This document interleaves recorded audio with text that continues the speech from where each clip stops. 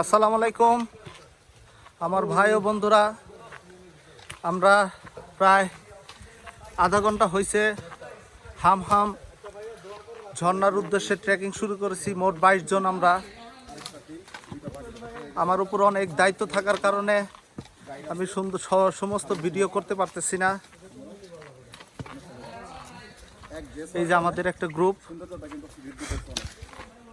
আমাদের আর একটা গ্রুপ সামনে আছে, ওইখানে গাইড আছে, ওইখানে 10 জন আছে, আর এখানে আমরা টোটাল 11 জন। যেহেতু আমি থাকলে গাইডের প্রয়োজন নাই, এই জন্য আমাদের এই গ্রুপে যারা একটু দুর্বল এবং এখানে যে 11 জন আছে এদের ভিতরে অধিকাংশই জীবনে কখনো কি করে নাই, এজন্য আমি ওদের সাথে আছি। ওরা 10 মিনিট হাঁটে, 5 মিনিট ব্রেক দেয়। এটা কিন্তু কথা না। এর থেকে তুমি বুঝাতে চাইতেছো তুমি খালি স্ট্রং, আমরা দুর্বল? না না, আমিও দুর্বল। এত পেরানোর কোনো কারণ নাই বন্ধুরা, বুঝছো? রিল্যাক্সে হবে।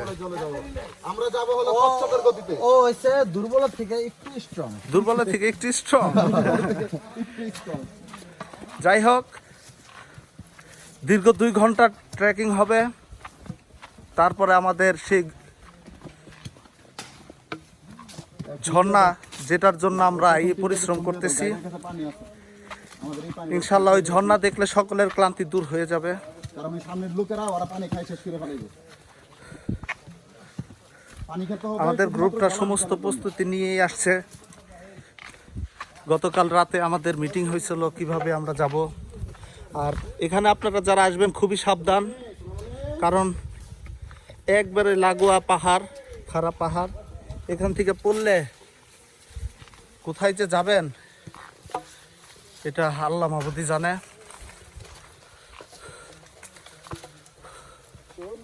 দেখতে থাকুন।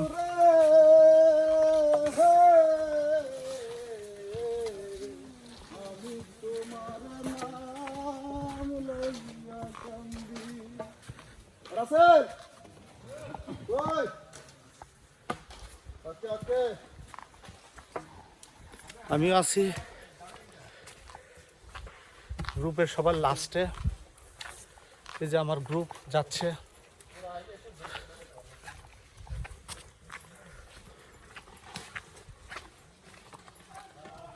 কি হলো? এটা ভিতরে ঢুকাইলে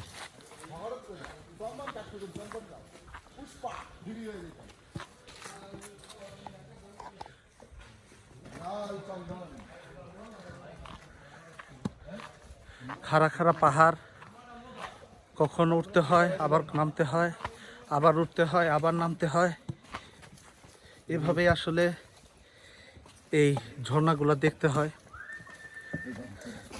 আর এই ঝর্ণা দেখা অনেক কষ্টসাধ্য একটা বিষয়। একমাত্র যারা প্রকৃতিকে অনেক ভালোবাসে সেই সব মহানায়করাই এই ঝর্ণা দেখতে এই কষ্টগুলা করে। এমন পিছনে কেন? সামনে একটু তাকাও, একটু দাঁড়াও, এবার তাকাও। হ্যাঁ, তাকাও।